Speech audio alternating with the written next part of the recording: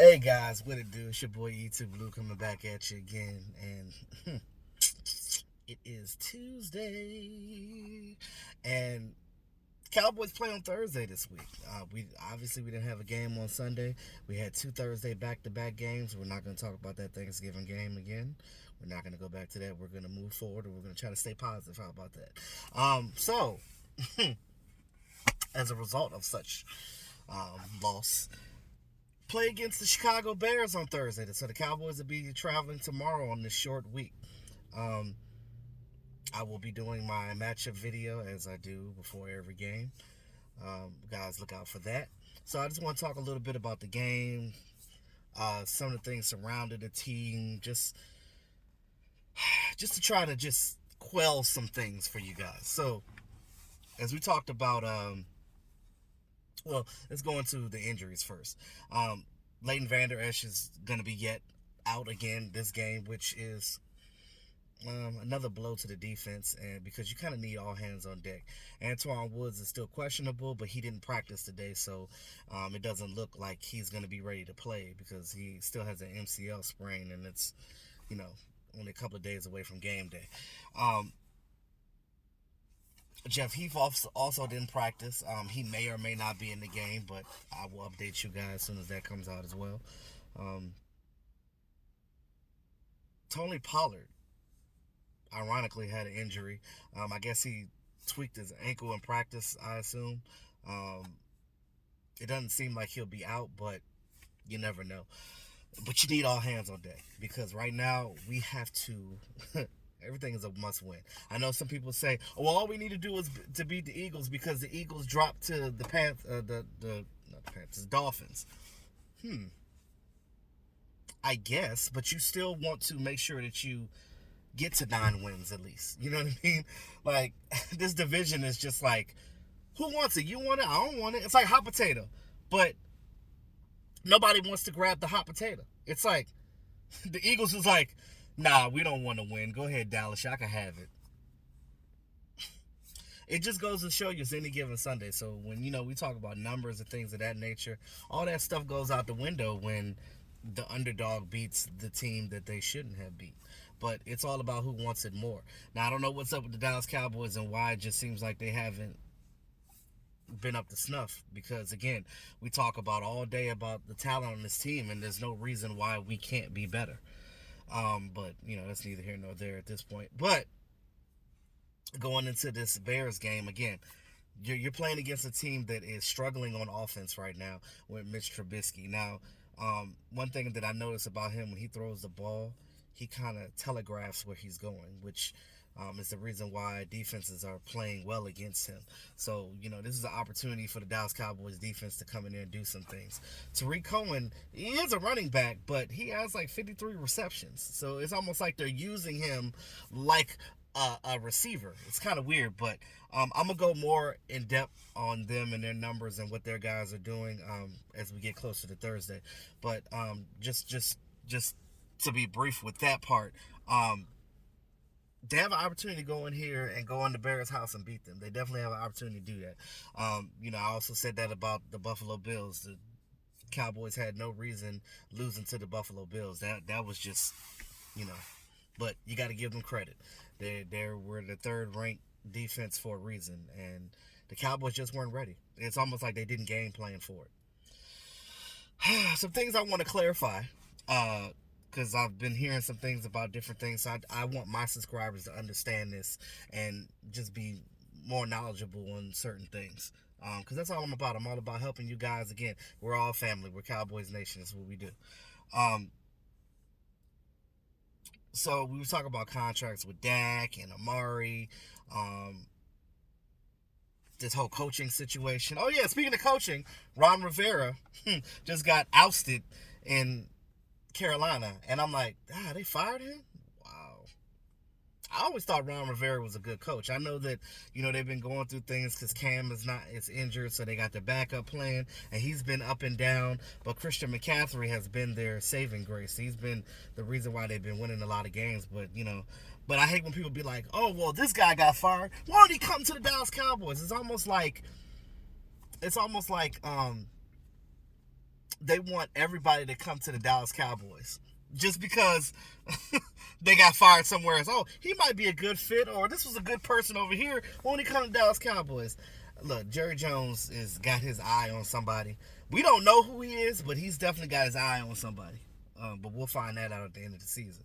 I know some of you guys are like, Jason Garrett has to go to the playoffs and get at least to the NFC Championship game, or he'll lose his job. Hell, even if we were to go to the Super Bowl and actually win the damn Super Bowl, I still wouldn't want him back, because it's going to be the same thing over and over again. Because Jason Garrett is like playing Jedi mind tricks. It's almost like when he's at his lowest, when you know he's about to leave and get cuts and get fired, all of a sudden, he does something good and his team gets right back on track and say, "Oh, okay, well maybe Garrett's not that bad at all. Maybe we can do something with Garrett. I don't know. It's crazy. It's really crazy. But I just think we just need a change for change's sake. Another clarification. I talked about this a little bit on my last video, but Chris Richard is not controlling that defense. Just so you guys know, it is Rod Marinelli's scheme. It is his defense. He is running it all. Now, I like Rod Marinelli with his defensive lineman. He's gotten some average players and got them playing much better than they would have on any other team. I have given him that. But his philosophy is old. His schemes are old. He's old. I think it's time for the Cowboys. We have a young defense, and I think it's time to get it refreshed and do some different things. You know what I mean? So that's my thing. I think what they need to do is downgrade. If they don't get rid of Ron Marinelli altogether, or if he don't retire, which I think he would probably retire, but if they do somehow keep him, they can kind of switch roles. He can be in charge of just the defensive line. Let Chris Shaw be the actual defensive coordinator and bring in his scheme and his philosophy to this defense, because I think that Chris Richard really can get to these young DBs and well, just the defense in general, because he's got that voice in that locker room. Another thing.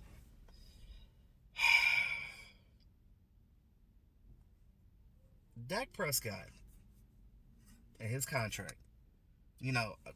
Nobody knows what's going on with that.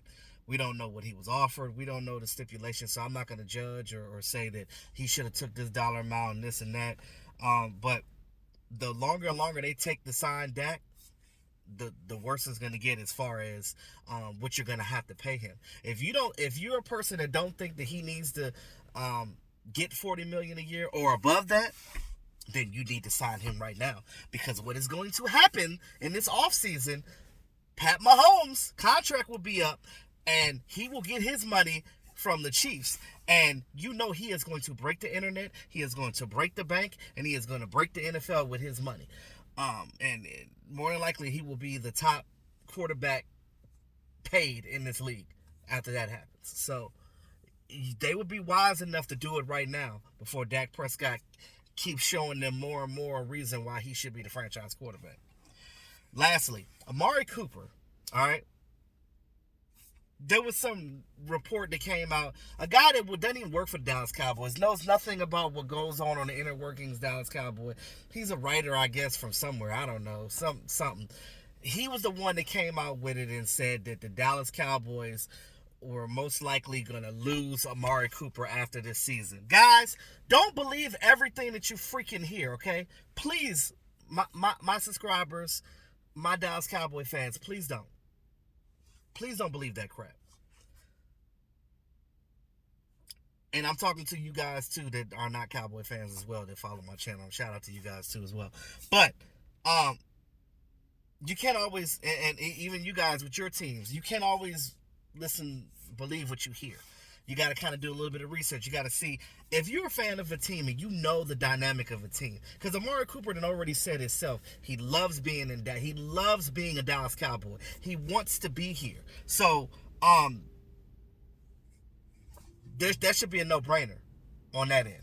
Also, too, yeah, that guy I don't know where he got that information from, because it's not accurate. The biggest thing with Amari Cooper and his contract, he already said that Because everybody's like, oh, his contract is stalling. They're not talking. They don't know what's going on. Look, they know what's going on. Amari Cooper said himself, he ain't tripping. He making $13.1 million right now. He good. He ain't worried about it. He said he'll worry about that in the offseason. Right now, he's focused on trying to win games with Dallas Cowboys. That's it. And also, too, factual information for you guys so you guys understand that it wasn't about them not being able to give him a contract. His agent is branched off from the company that he was working under and doing his own thing. So Mark Cooper's agent is starting his own company. So within that, he's busy doing that. So he's not really negotiating with any of his clients right now because he's focused on trying to get his business up and running. So when Amari gets his contract and the other players that he has on his bill gets their money, he gets his money as well. So that's what's going on right now. So you're probably not going to hear anything about that till the offseason anyway. Dak Prescott, we don't know. You can only franchise tag one person, but it would behoove them to just go ahead and sign Dak. Jerry Jones said himself he's not inclined to give Dak a franchise tag. More than likely, they're gonna get him a contract. So I'm not gonna worry about it too much right now. I don't need you guys to fret about it either. I don't want you guys to get misinformation. I just want you guys to understand the dynamic and what's really going on here. These players want to be on this team, and they're not giving up hope. Michael Bennett said himself, hey, everybody just wants to win right now. That's why we're chippy right now. But the thing that I don't understand about that was why did it take